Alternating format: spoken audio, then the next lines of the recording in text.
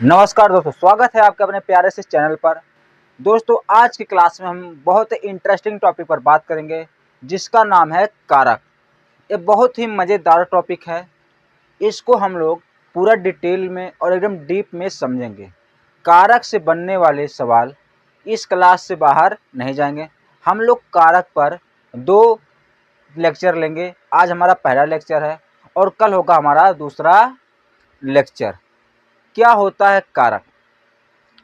दोस्तों, किसी भी वाक्य में क्रिया के साथ संबंध बताने वाले शब्दों को हम लोग कहते हैं कारक। यानी कि क्रिया के साथ क्या संबंध है, जिस शब्द का, जो शब्द क्या करते हैं, क्रिया के साथ संबंध बताते हैं, उसे हम लोग कारक कहते हैं। आइए इसको हम लोग अब डिटेल में समझते हैं एक एक करके। कारक को हम लोग अंग्रेजी में कहते हैं केस, और इसका पहले हम लोग डिफिनीशन देखते हैं। है कारक।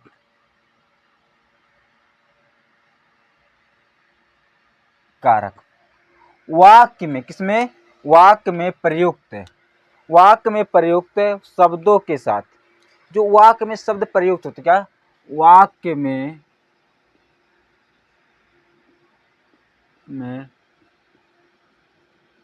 प्रयुक्त शब्दों के साथ क्रिया के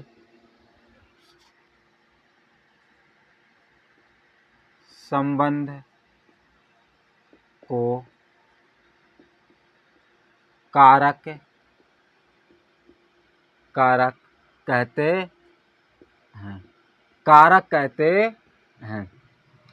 यानी कि वाक्य में जो शब्द प्रयुक्त होते हैं, वाक्य में जो भी शब्द प्रयुक्त होंगे, यानी कि प्रयोग किए जाएंगे, उनका संबंध क्रिया के साथ क्या है, उसी को बताने वाले शब्दों को हम लोग कहते हैं कारक। यानी कि जो संबंध बताते हैं उसे हम लोग कहते हैं कारक। संज्ञा शब्दों के साथ अनुलिप्त संज्ञा शब्दों के साथ, संज्ञा शब्दों के साथ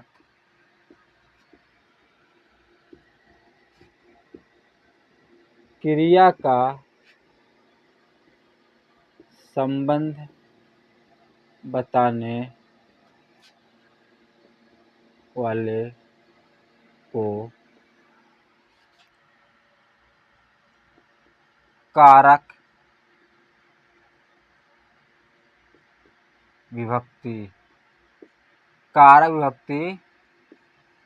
कहते हैं। यानी कि संज्ञा के साथ क्रिया का संबंध बताने वाले शब्दों को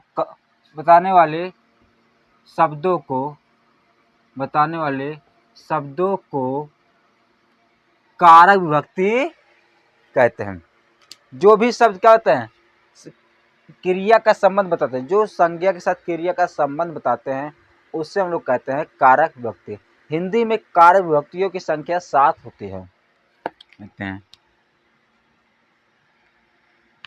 कारक विभक्तियों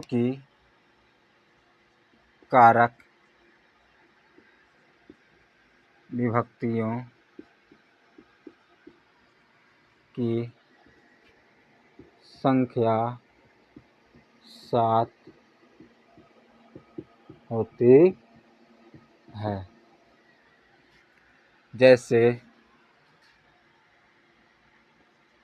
जैसे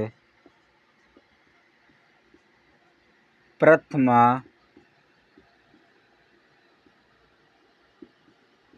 द्वितीया, तृतीया, चतुर्थी, पंचमी, षष्ठी, सप्तमी। ये होते हैं 7 कारक विभक्तियों की संख्या। कारक चिन्हों, यानी जो विभक्तियां कहते हैं,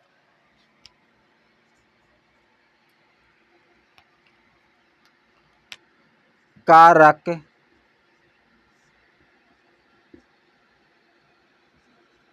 चिन्हों, जिसे हम लोग क्या कहते हैं, इन्हों विभक्तियां कहते हैं, विभक्तियों को परसर्ग भी कहते हैं। यानी कि इन्हीं विभक्तियों को हम क्या कहते हैं, इन्हीं विभक्तियों लोग परसर्ग भी कहते हैं। जो कारक विभक्तियां हैं, यानी कि जो चिन्ह, जो कारक चिन्ह होता है, हम लोग आगे बात करेंगे कारक चिन्हों के बारे में, उन्हीं को हम लोग क्या कहते हैं, परसर्ग कहते हैं।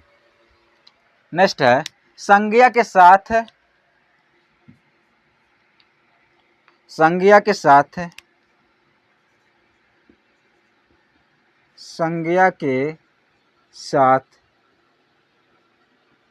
परसर्ग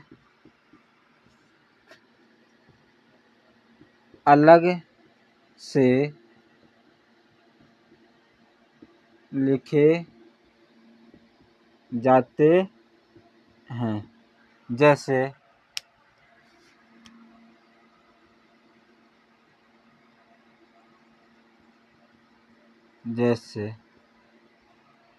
जैसे मान लो क्या संज्ञा, कोई जैसे मान लो रमेश, रमेश क्या है, रमेश संज्ञा है। रमेश के साथ हम क्या लगा देंगे, मान लो रमेश का ने परसर्ग लगा दिए। मान लो सुरेश, सुरेश भी क्या है, सुरेश भी क्या, सुरेश संज्ञा है, इसके बाद मान लो को परसर्ग लगा दिए हैं। बच्चे हैं, क्या है, बच्चे, बच्चों लिख दें, बच्चों भी क्या है, संज्ञा है, इसके बाद के परसर्ग लगा दिए के लिए। अब मान लो क्या नदियां लिख दें, नदियों में, नदियों क्या है, संज्ञा है, ये कौन सा है, ये जातिवाचक संज्ञा है, नदियों में आदि। यानी कि हम लोग संज्ञा शब्द के साथ परसर्ग अलग से लिखते हैं और सर्वनाम में परसर्ग साथ में लिखते हैं। सर्वनाम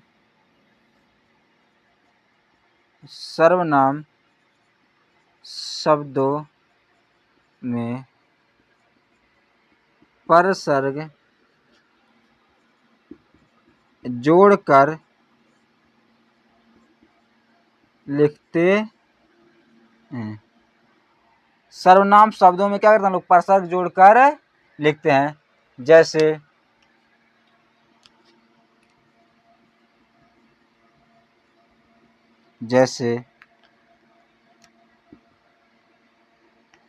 उसने, उस क्या हो गया, उस हो गया सर्वनाम, और ने क्या लगा दे, परसर्ग।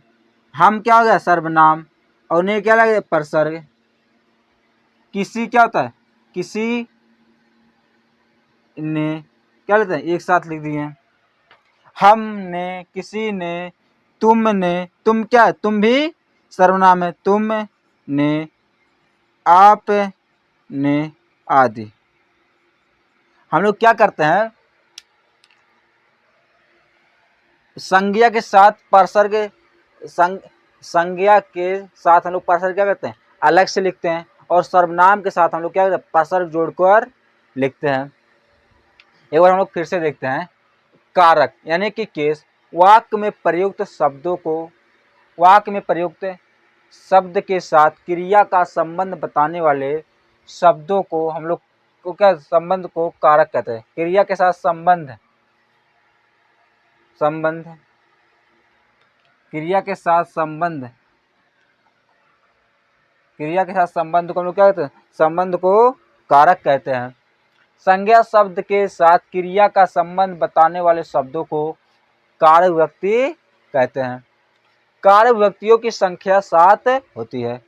पहला है प्रथमा, द्वितीया, तृतीया, चतुर्थी, पंचमी, षष्ठी और सप्तमी।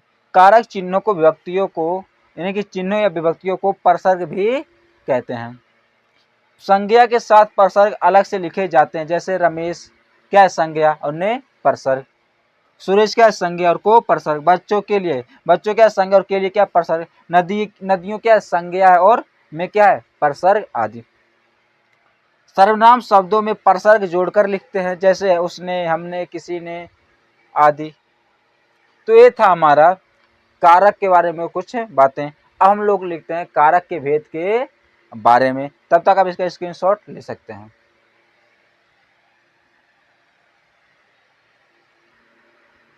अब हम लोग जानते हैं कारक के भेद के बारे में।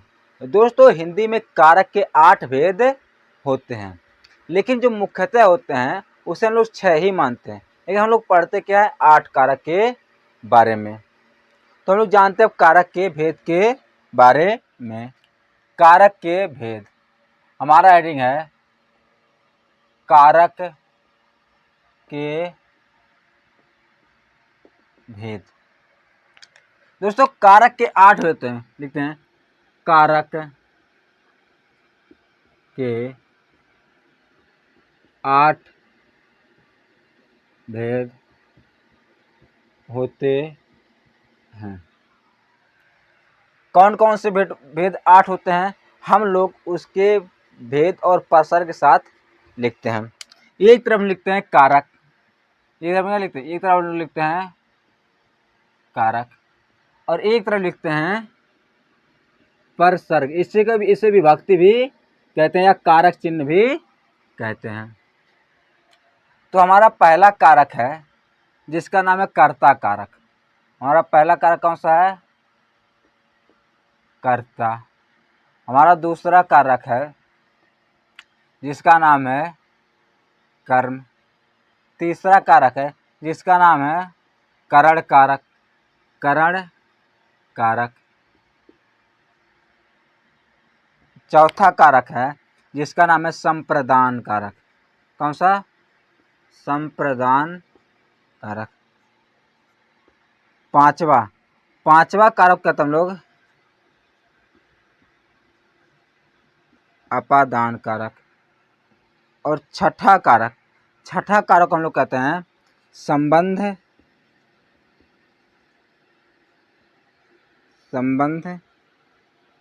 कारक। सातवें कारक को हम लोग कहते हैं, इसको बोलते हैं अधिकरण कारक। कौन सा, अधिकरण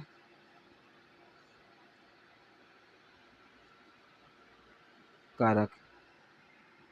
हम लोग आठवें कहते हैं संबोधन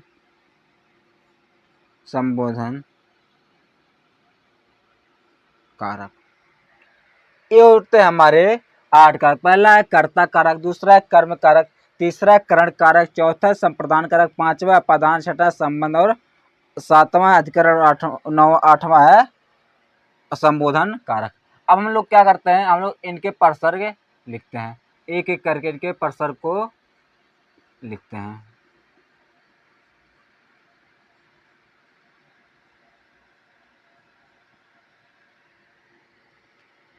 दोस्तों, कर्ता कारक के 2 प्रसर्ग होते हैं।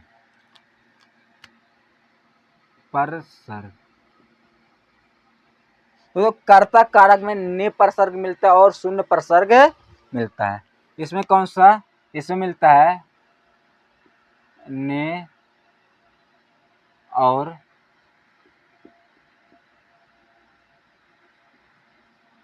शून्य प्रसर्ग। शून्य प्रसर्ग का मतलब है कि वहां पर कोई प्रसर्ग नहीं होता है। जब हम लोग कर्ता कारक डिटेल में पढ़ेंगे उसमें हम लोग जानेंगे अभी थोड़ी देर बाद, तो कब आता है शून्य प्रसर्ग और कब होता है ने प्रसर्ग। दूसरा है कर्म प्रसर्ग। कर्म प्रसर्ग में मिलता है को, क्या मिलता है, को और शून्य इसमें भी मिलता है, को और शून्य प्रसर्ग। तीसरा करण। करण का मतलब होता है साधन, यानी कि किस साधन से। इसमें मिलता है से या के द्वारा। चौथा है संप्रदान कारक। संप्रदान कारक में होता है को या के लिए।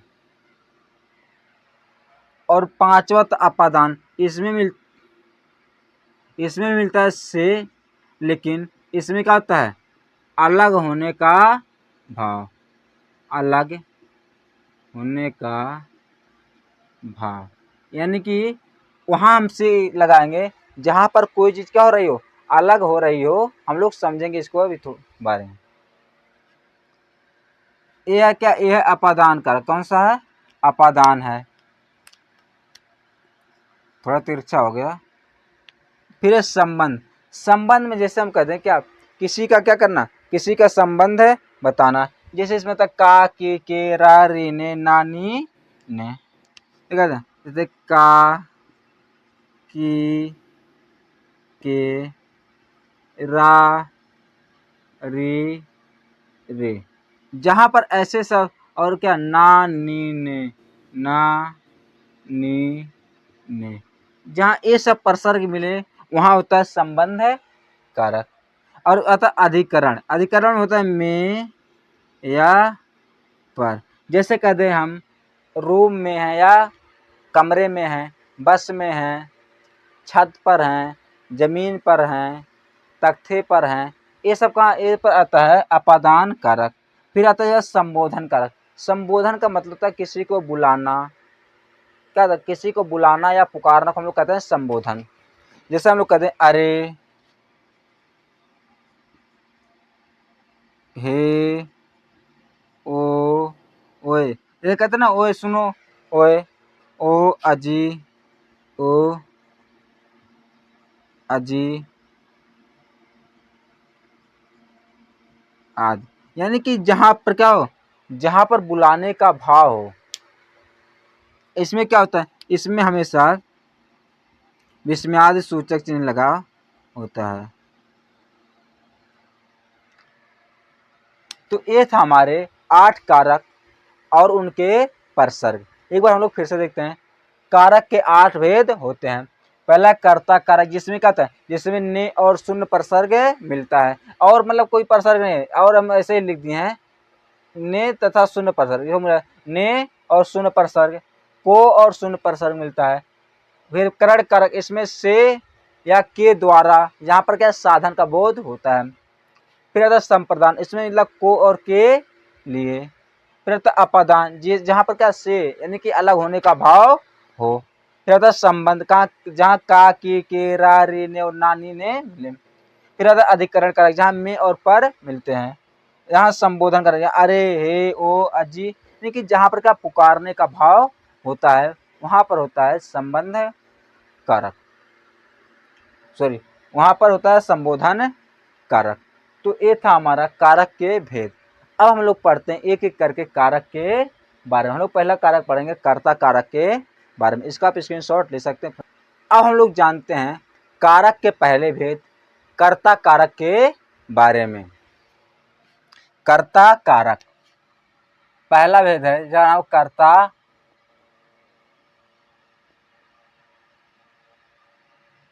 कारक। दोस्तों कर्ता कारक होता क्या है, जिस शब्द रूप से क्या, यानी कि जिस शब्द से हमें क्या पता चले, काम करने वाले का पता चलता है, यानी कि कार्य करने वाले या क्रिया करने वाले का पता चलता है, उससे हम लोग कहते हैं कर्ता कारक। देखते हैं, जिस शब्द रूप से, जिस शब्द रूप से क्रिया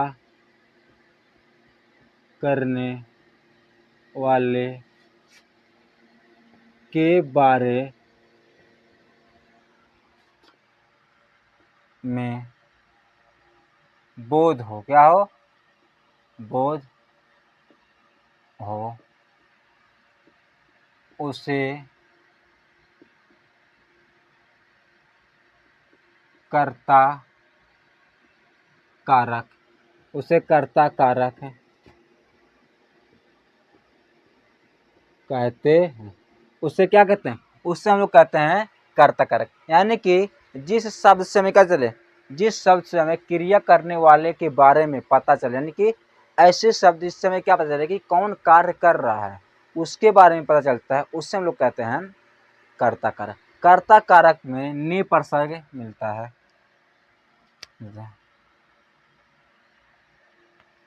इसमें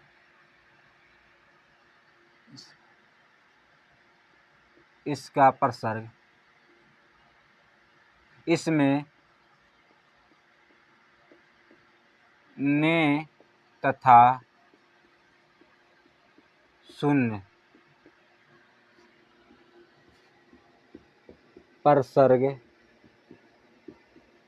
मिलता है।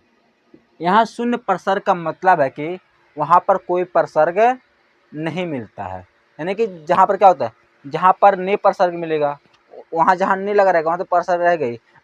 ऐसे भी कई बार कर्ता आते हैं जहाँ पर हमें क्या होता है, प्रसर्ग नहीं मिलता, परंतु जरूरी नहीं है क्या हो कि कर्ता कारक में ने प्रसर्ग होए,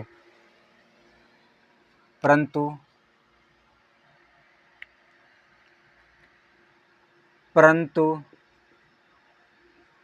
ने प्रसर्ग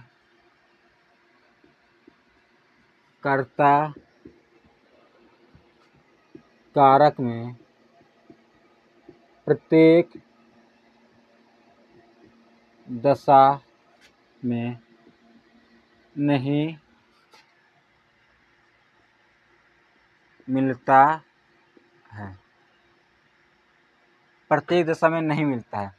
क्या होता है कि ने प्रसर्ग क्या होता है, हमेशा नहीं मिलता है। जब ने प्रसर्ग नहीं रहता तो शून्य प्रसर्ग रहेगा, लेकिन हम कैसे पहचानेंगे जब हमारे पास प्रसर्ग नहीं क्या कि है। तो हम लोग देखते हैं, जैसे हम लोग कहते हैं सिद्धार्थ ने सन्यासी को देखा, क्या कहते हैं, उदाहरण देते हैं। सिद्धार्थ ने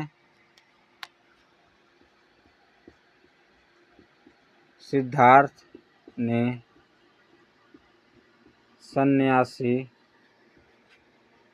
को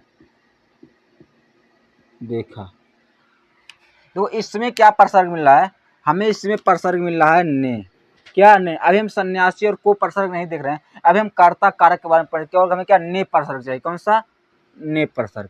यहाँ पर हमें क्या ने प्रसर्ग, लेकिन सिद्धार्थ ने सन्यासी को देखा, यानी कि देखा क्या, ये बीत गई बात, क्या ये भूतकाल है, क्या है ये भूतकाल है। इसे हम लोग क्या कह सकते हैं, भूत काल, क्या होगा, भूत काल। अब हम बताते हैं कि हम यहाँ भूतकाल लिखे हैं। फिर हम कह दें छात्र पुस्तक पढ़ता है, छात्र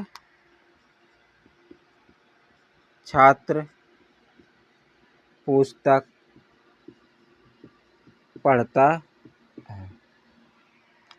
तो छात्र क्या कर रहा है, छात्र पुस्तक पढ़ता है, यानी कि पढ़ रहा है, क्या पढ़ता है, क्या ये पढ़ता है, क्या वर्तमान काल। अभी हम बात करते हैं कि काल के बारे में हम लोग लिख रहे हैं। फिर हम जैसे कह दें सोनाक्षी मसूरी जाएगी, क्या, सोनाक्षी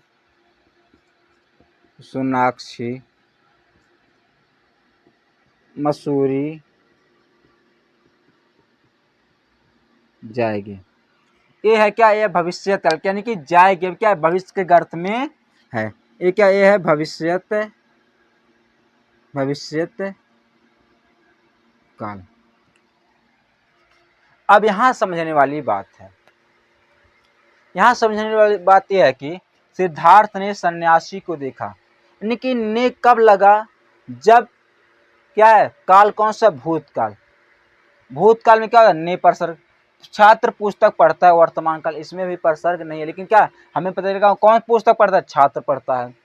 सोनाक्षी मसूरी जाएगी, मसूरी कौन नहीं, कार्य करने वाले यहाँ कौन होगा, मसूरी कौन जाएगी, सोनाक्षी, यानी कि जाने कार्य कौन करेगी, सोनाक्षी। तो सोनाक्षी यहाँ क्या हुई, कर्ता, यहाँ छात्र, यहाँ सिद्धार्थ। तो इससे हम क्या, यानी कि ने प्रसर्ग सिर्फ कहाँ मिलता है, भूतकाल में ही मिलता है। तो इसमें क्या लिख सकते हैं हम लोग नोट करके, ने प्रसर्ग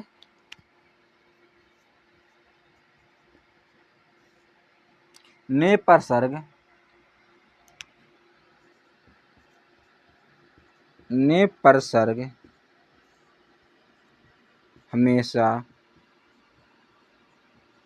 भूत काल में ही मिलता है। ने प्रसर्ग कहाँ मिलता है, ने प्रसर्ग हमेशा भूतकाल में ही मिलता है। फिर हम आगे नोट करके को लिख सकते हैं यहाँ क्या गया, यहाँ पर ने परसर्ग हमेशा भूतकाल में ही मिलता।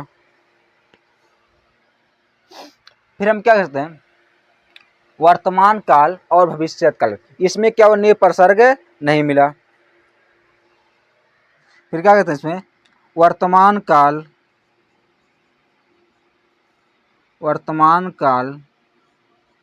और भविष्यत काल में ने परसर्ग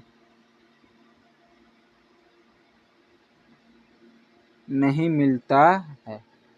क्या, वर्तमान काल और भविष्यत काल में ने परसर्ग नहीं मिलता है, यानी कि ने परसर्ग किसे मिलेगा, ने परसर्ग हमेशा भूतकाल में ही मिलता है। जैसे यहाँ सिद्धार्थ ने सन्यासी को देखा, राम,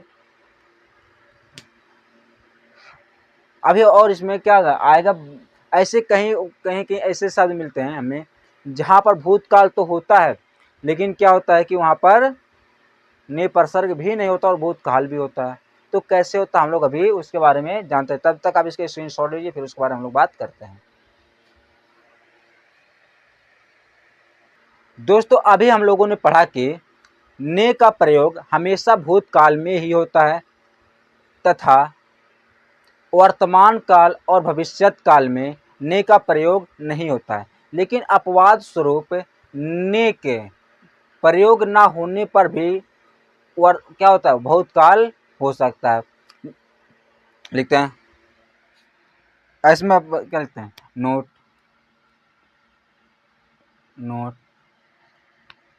अपवाद स्वरूप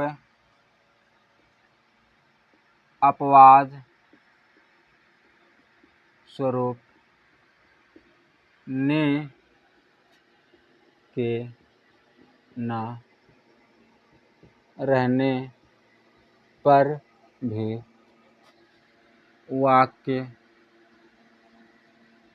भूतकाल हो सकता है। दोस्तों क्या होता है, अगर ने ना रहे फिर भी क्या होगा, वाक्य भूतकाल हो सकता है, लेकिन वहां पर क्रिया क्या होगी, अकर्मक होगी। लेकिन क्या होगी, वहां क्रिया कर्मक होगी। इसमें क्या, लेकिन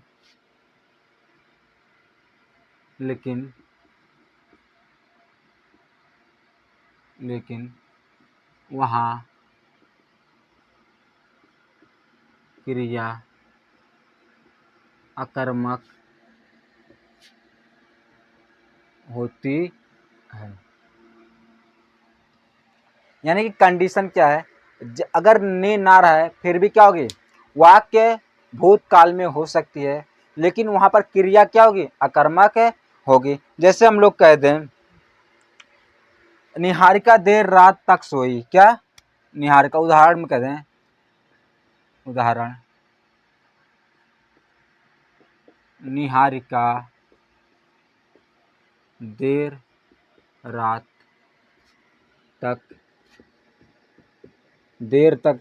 क्या, निहारिका देर तक सोई, क्या कहते हैं, निहारिका देर तक सोई,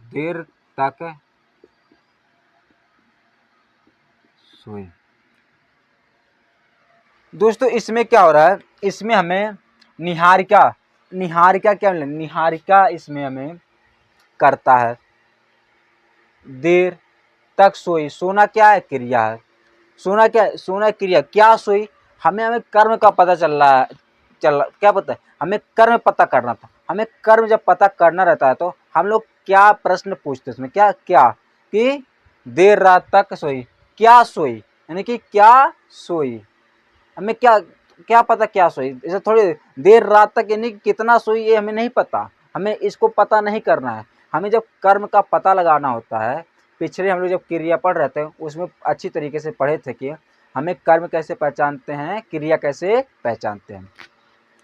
यानी कि निहारिका क्या सोई, हमें क्या का उत्तर नहीं मिल रहा तो वहां पर कर्म नहीं होगा, तो ये क्या होगा, वह क्रिया अकर्मक होती है। जहां पर हमें क्या का उत्तर नहीं मिलता है वह क्रिया अकर्मक होती है।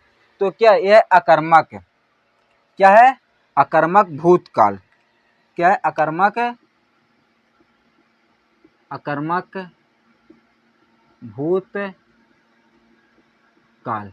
यानी कि क्रिया कैसी है? अकर्मक है, और काल क्या है? भूतकाल है। लेकिन यहाँ कर्ता के साथ निपर्सर्ग नहीं मिला है। अभी हम लोग कंडीशन पढ़े थे कि हमेशा निपर्सर्ग हमेशा भूतकाल में ही प्रयोग होता है। लेकिन यहाँ पर क्या कंडीशन है? अगर क्रिया क्या हो? अकर्मक हो तो ने का प्रयोग जरूरी नहीं है। और कहते हैं विशाल चला गया। क्या कहते हैं? विशाल, विशाल चला, विशाल चला गया। विशाल क्या गया? चलना क्या है? चलना इसमें क्रिया है। इसमें चलना क्या होगा? क्रिया है। तो क्रिया के साथ क्या? क्या चला, क्या चला। हमें क्या का उत्तर नहीं मिला है। जब हमें क्या का उत्तर नहीं मिलता है वहां पर क्रिया क्या होती है? वहां पर क्रिया होती है अकर्मक। यहाँ पर क्या है? अकर्मक और भूत काल। अकर्मक क्रिया है और काल कैसा है? भूत काल। क्रिया क्या है? अकर्मक और काल क्या है? भूत काल। यानी कि ये भी कंडीशन, अगर क्रिया अकर्मक है तो भूतकाल में भी ने का प्रयोग नहीं होगा। एक नोट करके लिखते हैं।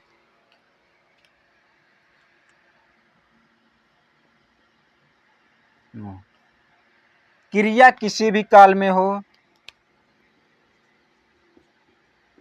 क्रिया किसी भी काल में हो, क्या? क्रिया किसी भी काल में हो, परंतु वह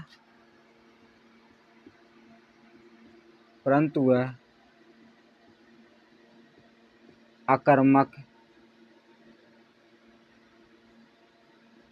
क्रिया हो तो ने परसर्ग,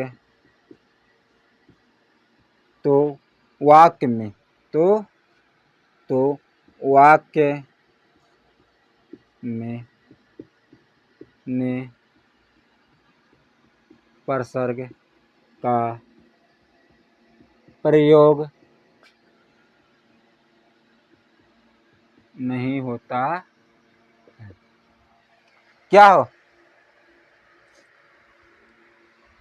क्रिया किसी भी हो, क्या क्या क्रिया किसी भी काल में हो परंतु वह अकर्मक क्रिया हो तो वाक्य यानी कि कर्ता में, कर्ता के साथ हम क्या लिखते हैं? कर्ता के साथ ने परसर का प्रयोग नहीं होता है। यानी कि वाक्य किसी क्रिया किसी भी काल में, चाहे भूतकाल में, भविष्य काल में या वर्तमान काल में हो, अगर वह अकर्मक क्रिया है तो कर्ता के साथ ने परसर का प्रयोग नहीं होगा। उम्मीद करते हैं समझ में आ रहा होगा। आप इसका स्क्रीनशॉट लीजिए। फिर हम लोग पढ़ते हैं कर्म कारक के बारे में।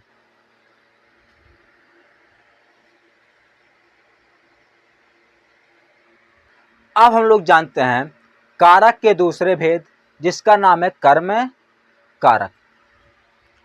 कर्म कारक, कर्म कारक, कर्म कारक क्या होता है? दोस्तों, वाक्य में क्रिया के व्यापार का फल जिस पर पड़ता है उसे हम लोग कहते हैं कर्म कारक। लिखते हैं वाक्य में जिस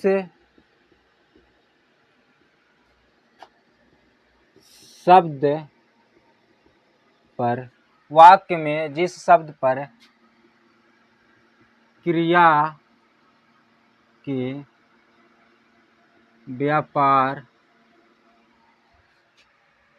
का फल पड़ता है, फल पड़ता है उसे कर्म कारक कर्म कारक कहते हैं। इसमें क्या होता है, इसमें को प्रसर्ग मिलता है, इसमें को प्रसर्ग मिलता है। इसका प्रसर्ग क्या होता है, इसका प्रसर्ग को होता है, देखते हैं, इसका प्रसर्ग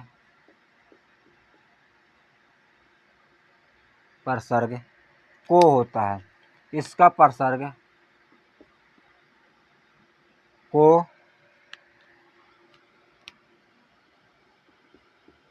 होता है। जैसे उदाहरण देखते हैं, उदाहरण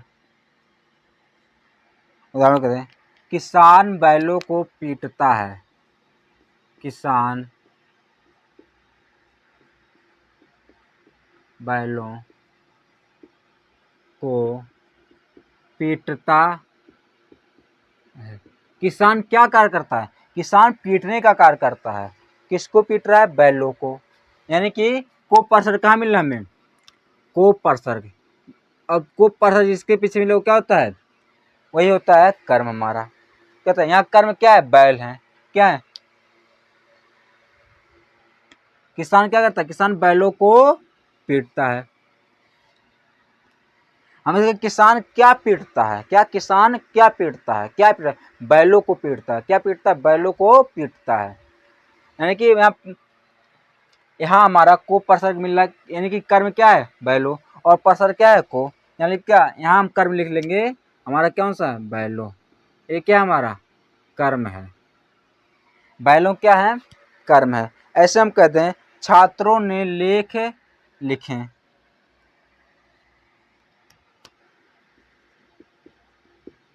छात्रों ने लेख लिखे। दोस्तों इसमें देखिए, यहाँ पर क्या है, छात्रों ने क्या लिखे, छात्रों ने लेख लिखे। यहाँ पर कर्म क्या है, यहाँ पर कर्म है, यहाँ पर लेख क्या है, एक कर्म है, लेकिन हमें इसके पीछे को प्रसर्ग नहीं मिला। क्यों को प्रसर्ग नहीं मिला, इसके बारे में हम लोग जानते हैं, लिखते हैं इसके बारे में नोट करके।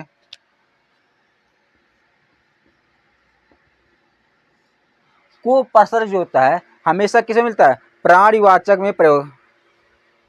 को प्रसर्ग क्या होता है, को प्रसर्ग हमेशा प्राणीवाचक, लिखते हैं, को प्रसर्ग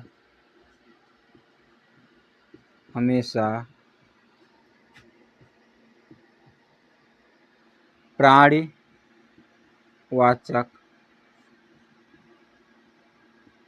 कर्म के साथ ही प्रयोग होता है। ये प्राणीवाचक होते क्या हैं, जिनमें क्या हो, प्राण हो, जिनमें क्या हो, प्राण हो, उसे हम लोग कहते हैं प्राणीवाचक। जैसे हम लोग कहते हैं, पुलिस ने चोर को पकड़ा, क्या कहते हैं, उदाहरण कहते हैं, उदाहरण के तौर पर, पुलिस ने चोर को पकड़ा, उदाहरण, पुलिस ने चोर को पकड़ा, पुलिस ने चोर को पकड़ा। एक क्या है, चोर क्या है, चोर में भी क्या होता है, प्राणी होता है, क्या है, चोर में क्या है, प्राणी होता है। इसमें क्या, प्राणीवाचक कर्म, क्या है इसमें, प्राणीवाचक कर्म, यानी कि क्या, यहाँ पर कर्म कहाँ है, चोर है, पुलिस ने क्या पकड़ा, पुलिस ने चोर पकड़ा, क्या पकड़ा, चोर, तो यहाँ चोर क्या हो गया, ये होगा कर्म। और किस कैसा कर्म होगा, प्राणीवाचक, क्योंकि चोर में क्या हो गए, चोर में प्राण होंगे। जैसे लिख रहे, पुजारी ने भक्तों को प्रसाद दिया, पुजारी ने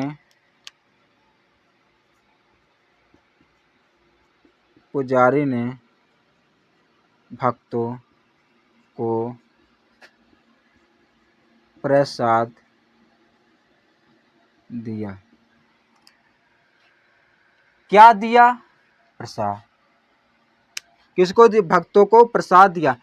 यहाँ पर क्या होगा, कर्म क्या होगा, भक्तों होगा, कर्म क्या होगा? भक्तो। यहाँ पर क्या प्राणी वाचक कर्म, क्या होगा? प्राणीवाचक कर्म। लेकिन दोस्तों एक वाक्य में दो से एक या एक से अधिक भी कर्म हो सकते हैं। ये था हमारा प्राणीवाचक। और हम लिखते हैं कि अप्राणीवाचक क्या होते हैं, लिखते हैं जैसे नोट करके लिखते हैं।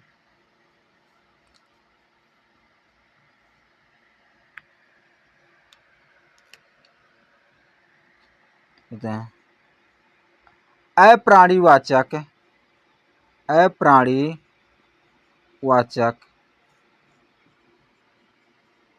कर्म के साथ, अप्राणीवाचक कर्म के साथ को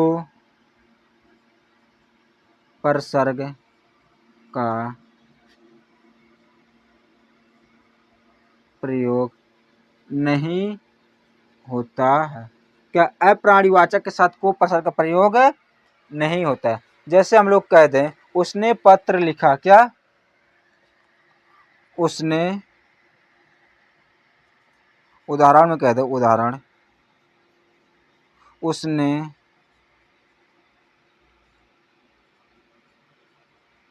पत्र लिखा। क्या लिखा? पत्र। यहाँ पत्र क्या है? कर्म है। लेकिन पत्र में क्या होता है? कोई प्राण नहीं होता। क्या होता है? कोई प्राण नहीं होता। इसलिए हम लोग इसे कह सकते हैं अप्राणीवाचक कर्म। क्या है? अप्राणीवाचक कर्म, जिसमें क्या प्राण ना उसे जैसे कहते हैं नेताजी ने उसे पुरस्कार दिया। क्या कहते हैं? नेताजी ने पुरस्कार बांटे। यार नेताजी ने पुरस्कार दिया, क्या दिया? पुरस्कार। पुरस्कार यहाँ पर क्या होगा? कर्म होगा। लेकिन कौन सा कर्म होगा? अप्राणीवाचक। इसलिए इसके साथ क्या हुआ? को प्रसर्ग नहीं लगा। जैसे कहते श्याम ने चित्र बनाया। क्या? श्याम ने चित्र बनाया। श्याम क्या बनाया? चित्र बनाया। लेकिन चित्र के पीछे क्या प्रसर्ग को नहीं लगा है। यह भी क्या होगा? अप्राणीवाचक कर्म होगा। दोस्तों ये थे प्राणीवाचक और अप्राणीवाचक। कभी कभी ऐसा भी होता है कि एक ही वाक्य में क्या हो? दो कर्म आ जाते हैं। क्या? एक ही वाक्य में दो कर्म आ जाते हैं। इसका आप स्क्रीनशॉट लीजिए, फिर हम उसके बारे में पढ़ते हैं। दोस्तों कभी कभी ऐसा भी होता है कि एक ही वाक्य में क्या हो? दो कर्म आ जाते हैं। क्या होता है? एक ही वाक्य में दो कर्म आ जाते हैं। जैसे हम लोग कह दें राम ने मोहन को पत्र लिखा। क्या लिखा? पत्र लिखा। किसको लिखा? मोहन को। यानी कि इसमें मोहन भी क्या है? कर्म है, और पत्र भी कर्म है। जैसे कहते अध्यापक ने छात्रों को पुस्तकें बांटी या पुस्तकें दी। अध्यापक ने किसको? छात्रों को पुस्तकें बांटी। तो छात्र यहाँ क्या है? कर्म है, और पुस्तक भी क्या है? कर्म है। तो इसमें नोट करके लिखते हैं हम लोग। नोट, नोट, कभी कभी एक वाक्य में एक से अधिक कर्म का भी प्रयोग होता है। कहता है कभी कभी एक ही वाक्य में क्या हो? एक से अधिक भी कर्म का प्रयोग होता है, यानी कि दो कर्म का प्रयोग हो सकता है। जैसे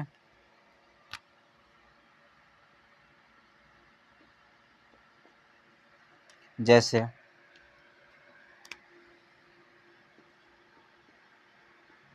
राम ने श्याम को पत्र लिखा। क्या क्या? राम ने श्याम को पत्र लिखा। यहाँ देखिए, यहाँ राम तो कौन हो गया? राम कर्ता हो गया। राम कौन होगा? कर्ता। देखिए हमें कर्म कारक होना पड़ेगा, कर्ता कारक नहीं। इसका इसके पीछे ने परसर मिला, क्या होगा? ने परसर किसके पीछे मिला? राम के। तो राम क्या होगा? कर्ता, यानी कि पत्र लिखने वाला कौन है? कर्ता। यहाँ कर्म क्या है? श्याम को, यहाँ पर को परसर्ग मिल रहा है, जिसके पीछे को परसर्ग मिलता है वह क्या होता है? कर्म कारक। संप्रदान में भी मिलता है, उसके बारे में अभी हम लोग डिस्कस करेंगे बाद में, कल की वीडियो में। को, तो श्याम क्या हो गया? को, यानी कि श्याम कर्म हो जाएगा, किसके पीछे को मिला? कर्म। और पत्र भी क्या लिखा? पत्र लिखा। जब हमें क्या का उत्तर मिल जाता है तो क्या होता है? सकर्मक क्रिया होता है, और जब सकर्मक होता है तो उसमें कर्म होता है। तो यहाँ पत्र भी क्या है? कर्म। और श्याम भी क्या है? कर्म। और पत्र भी क्या है? कर्म। लेकिन पत्र के पीछे हमें क्यों नहीं मिला का को परसर्ग? हमें पत्र के पीछे को परसर्ग क्यों नहीं मिला, बल्कि हमें श्याम के पीछे क्यों को परसर्ग मिला? इसलिए क्योंकि श्याम प्राणीवाचक कर्म है, और को परसर्ग का प्रयोग हमेशा प्राणीवाचक कर्म के साथ होता है, और पत्र अप्राणीवाचक कर्म है, उसके साथ को परसर्ग का प्रयोग नहीं होता है। यहाँ पर जो मुख्य क्रिया होती है, यहाँ पर क्या? पत्र क्या है? पत्र है मुख्य क्रिया।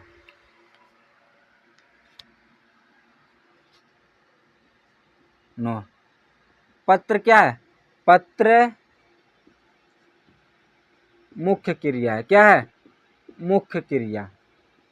और श्याम, श्याम यहाँ पर है गौड़ क्रिया। कौन सा?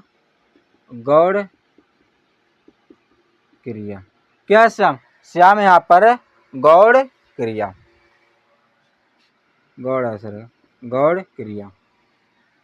ऐसे अब हम और उदाहरण ले लें।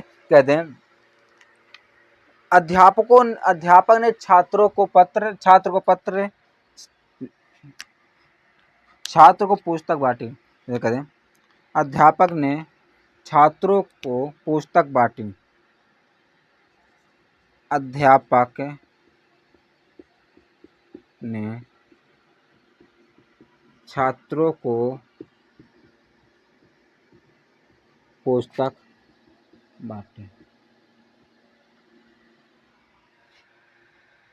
बांटी या दी, दोनों हो सकते दी।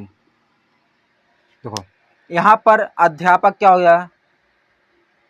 अध्यापक, यहाँ पर अध्यापक हो जाएगा कर्ता। छात्रों को, जिसके पीछे को परसर्ग मिल जाए वो क्या होता है? कर्म होता है। यहाँ पर क्या? छात्र हो जाए, क्या यह होगा? कर्म।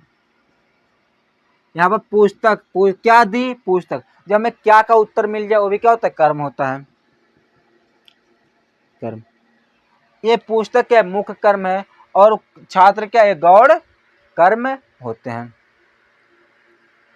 अगर हमें क्या करना हो? पहचानना हो कर्म है कि नहीं, तो हमें दो ही चीज करना होता है। पहला है कहाँ का, और दूसरा है क्या। जैसे कहते हैं वह स्कूल गई, वह कहाँ गई? स्कूल को। तो हमें कहाँ का उत्तर मिल जाए और क्या का उत्तर मिल जाए तो वह होता है कर्म कारक। जैसे कहते हैं लड़का खाना खा रहा है, लड़का क्या खा रहा है? क्या खा रहा है? खाना। तो खाना क्या होगा? कर्म होगा। जैसे कहते अलका स्कूल गई, तो अलका कहाँ गई? स्कूल गई। कहाँ गई? स्कूल। तो हमें क्या कहाँ का और क्या का उत्तर मिल जाए तो वहाँ पर होता है कर्म कारक। तो आज की वीडियो में इतना ही। कल के वीडियो में हम लोग कारक को समाप्त करेंगे, बाकी बचे हुए 6 वेदों को हम लोग कल पढ़ेंगे और इसको समाप्त करेंगे। अगर आप चैनल पर नए हैं तो चैनल को सब्सक्राइब, वीडियो को लाइक और शेयर करना ना भूलें। बहुत बहुत धन्यवाद। जय हिंद।